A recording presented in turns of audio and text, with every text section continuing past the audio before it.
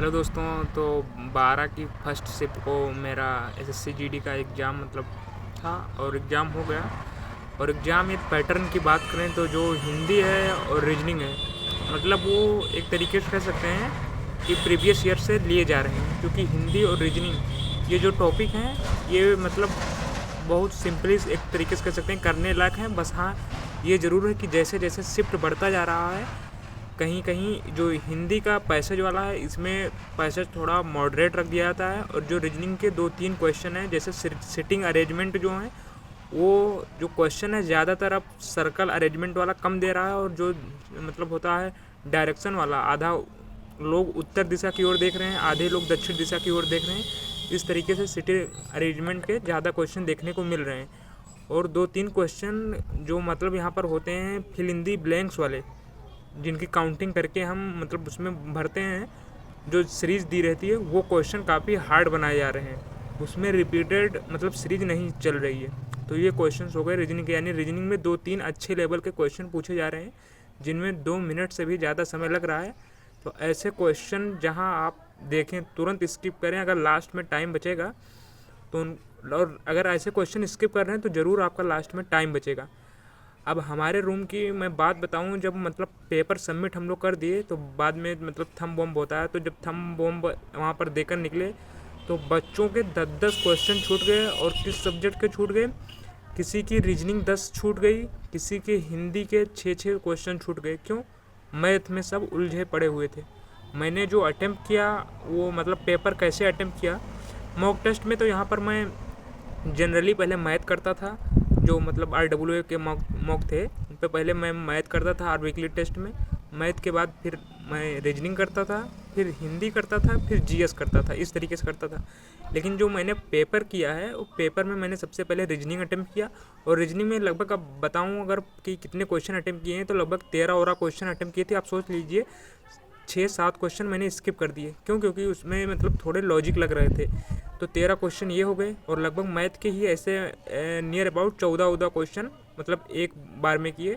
फिर ये रीजनिंग किया, फिर मैथ किया, फिर जीएस पर गए हम। तो जीएस के लगभग क्वेश्चन हम मतलब जीएस ऐसा सब्जेक्ट है कि हिंदी और जीएस इसके क्वेश्चन आपको मतलब स्किप करने ही नहीं है, क्योंकि ऐसा तो कोई इसमें है नहीं कि लॉजिक अभी समझ में नहीं आ रहा है बाद में आ जाएगा। यानी यहाँ पर आपको करना है तो बस करना है, जो समझ में आ रहा है वो करना है। तो जीएस हो गया और हिंदी हो गया, इसके क्वेश्चन मतलब स्किप करने नहीं थे, तो ये सब हो गए। अब जब लगभग, लेकिन टाइम जो है टाइम शॉर्टिंग मतलब मैथ और रीजनिंग पहले ही ज़्यादा ले लिया था। बाद में लगभग 15 मिनट मेरे पास लगभग बचे। फिर उन 15 मिनट पहले मैंने मैथ छोड़ा, पहले रीजनिंग के चूँकि 6-7 क्वेश्चन बचे थे तो रीजनिंग की तरफ गया, क्वेश्चन बन रहे थे। रीजनिंग में एक फिल इन दी ब्लैंक्स समझ में नहीं आया, पूरा दिमाग लगा लिया, फिल इन दी ब्लैंक्स समझ में नहीं आया, जबकि फिल इन दी ब्लैंक्स मेरा कभी टेस्ट में गलत गया ही नहीं है। दूसरा एक जो था इसमें मैथ में सीआई से गजब के क्वेश्चन पूछे जा रहे हैं, 2 कैलकुलेटिव क्वेश्चन पूछे जा रहे हैं। क्वेश्चन आपको आते तो होंगे, मैं ज़रूर कह रहा हूँ अगर आपने पढ़ाई अच्छी की है तो क्वेश्चन आपको आ रहे होंगे, लेकिन सब टाइम का खेल वहाँ पर एग्ज़ाम में पड़ जाता है। जब बात करेंगे ये तो 2 सीआई के क्वेश्चन हो गए। एसआई के क्वेश्चन बहुत सिंपल था, सीधे ब्याज दिया रहता है और आपको मतलब वहाँ पर वो क्या निकालना था, धनराशि निकालनी थी। एक गजब का क्वेश्चन आया था, वो क्वेश्चन मेरा रॉन्ग भी हो गया। मतलब पेपर देकर जब हम आए तो बाद में मतलब क्योंकि क्वेश्चन वहाँ पर वो उस समय आंसर नहीं आ रहा था, और जब बाद में मतलब यहाँ पर आए तो क्वेश्चन याद था वो क्वेश्चन, मतलब फिर हम जब यहाँ पर कैलकुलेट किए, हाथ में ही अपने कैलकुलेट किए, तो मतलब आंसर दूसरा आया। और वो ऑप्शन मुझे याद था कि जो मैंने ऑप्शन लगाया तो उससे ऊपर ऑप्शन ये सही था और मैंने ऑप्शन सी लगाया था मैथ में, तो वो क्वेश्चन आंसर वहाँ पर नहीं आ रहा था क्योंकि क्वेश्चन कैलकुलेटिव था। और मैथ का एक क्वेश्चंस और जो मैंने पहली बार देखा था, फिर पता नहीं न्यूनतम या कुछ ऐसा पूछा था, मतलब क्वेश्चन मैंने वो पहली बार देखा और देखने के बाद मैंने स्किप कर दिया, उस पर दोबारा मैंने रिपीट भी नहीं किया, क्योंकि क्वेश्चन जो आज तक नहीं पढ़े हैं उस पर ज़्यादा ध्यान देने की ज़रूरत नहीं है। बाद में लास्ट में आए क्वेश्चन समझ में नहीं आया। वैसे चूँकि पेपर 80 में 80 करना था तो ऑप्शन से लगा दिया, लेकिन क्वेश्चन में मतलब वहाँ पर कोई झलक भी नहीं मिल रही थी कि आप डिविजिबिलिटी रूल लगाएं या कुछ भी लगाएं। और जब बात करेंगे डिविजिबिलिटी रूल की तो 7 का डिविजिबिलिटी भी आया था। और जब बात करेंगे एक था थर्ड प्रोपोर्शन की यानी तृतीय अनुपाती की था।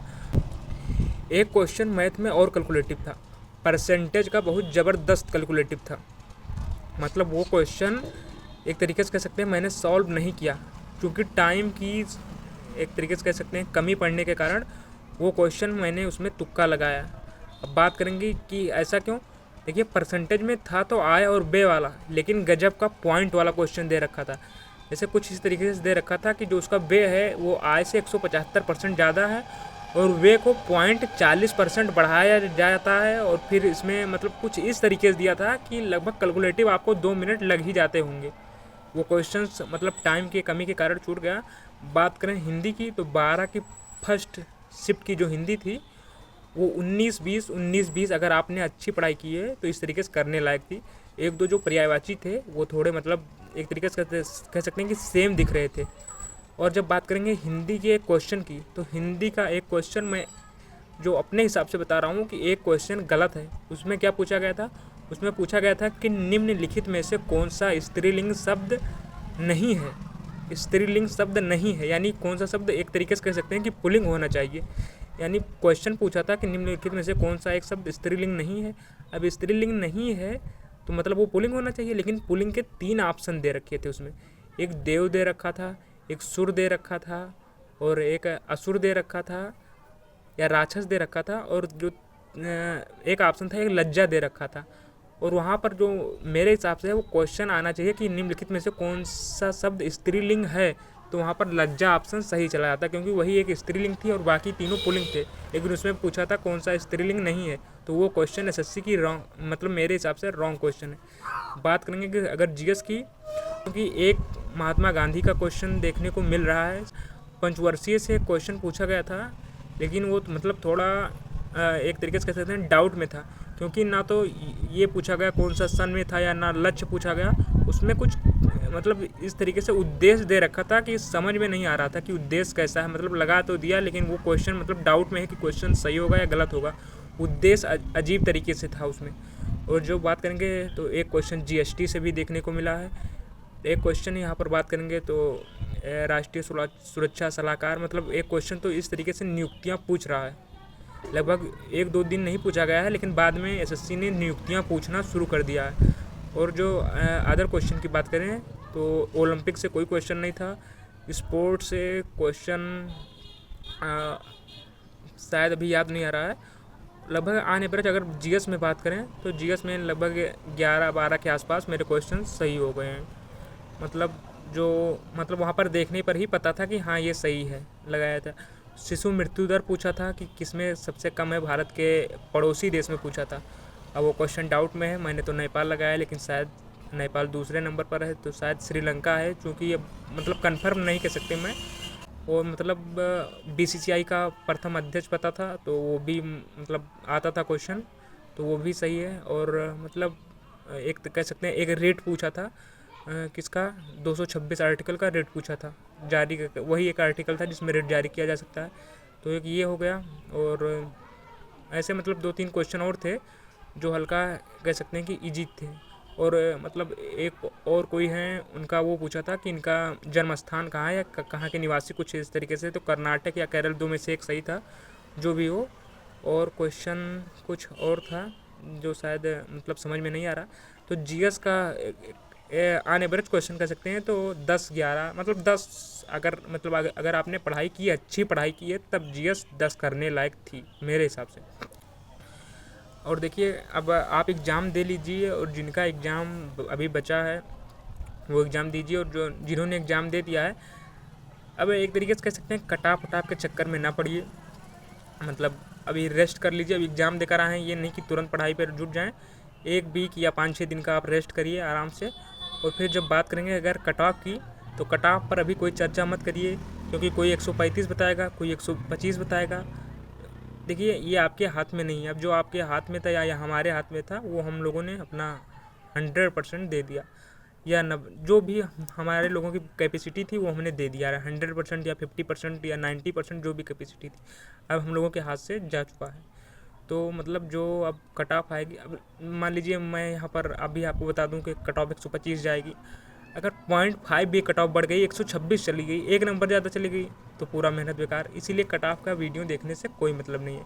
जब कट ऑफ आएगी तो खुद हम लोगों को पता लग जाएगा। तो मतलब ये 12 की फर्स्ट शिफ्ट को मेरा पेपर था, तो मैं सोचा कि थोड़ा क्वेश्चन मतलब क्वेश्चन एनालिसिस नहीं करना था, क्योंकि एसएससी का गाइडलाइन है। बस हाँ, रूबरू कराना था कि किस तरीके से टॉपिक्स और जो पैटर्न बताए जा रहे हैं, कुछ लोग इजी बता रहे हैं। तो देखिए, बताने वाले को बताने दीजिए। जो जहाँ तक मैंने जो लोगों से पता किया है, रिव्यू वाले, वो जो लोग मॉक टेस्ट में दे रहे थे, RWA के मॉक टेस्ट से ऑन एवरेज 10-15 नंबर सभी के घट रहे हैं। 10-15 नंबर यानी लगभग मान लीजिए कि 7.5 या 8 क्वेश्चन, मान लीजिए 8 क्वेश्चन लगभग कम हो रहे हैं RWA के नॉर्मल मॉक से जो वीकली हो रहे थे। और बात करें स्पेशल मॉक की, तो स्पेशल मॉक चूँकि बहुत में इजी बताया गया था, तो उससे तो लगभग 20-25 नंबर कम होंगे। लेकिन जो वीकली मॉक हो रहा था, उससे लगभग आप कह सकते हैं कि 8-9 क्वेश्चन घट रहे हैं लोगों के RWA के मॉक से। और वो जो मॉक है, वो सब सारा खेल यही मैथ के 2-3 क्वेश्चन टाइम टेकिंग है, रीजनिंग के 2 क्वेश्चन लगभग टाइम टेकिंग गजब के क्वेश्चन आ रहे हैं। और जब बात करेंगे इसमें जीएस के, तो जीएस का तो खास अपना ही लेवल रहता ही है। तो बस यही बताना था आपको।